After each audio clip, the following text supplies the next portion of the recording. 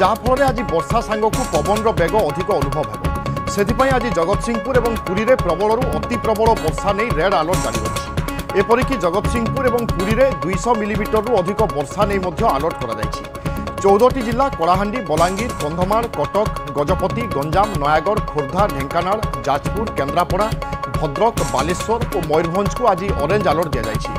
से भली 9टी जिला को जारी होईछि येलो अलर्ट आउ सेपटे आसंता काली मध्य प्रबल वर्षा हेबा नै आकलन करा जायछि। निरुपमा बेहरा अछंती आम प्रतिनिधि। निरुपमा दशहरार मजा को संपूर्ण भाव में फिका करदेला वर्षा कहले भूल हेबो नाही। आज पई कोन आकलन रहउछि कोन रहिबो वर्षार परिमाण एवं आसंता काली पई अलर्ट कोन सब रहउछि?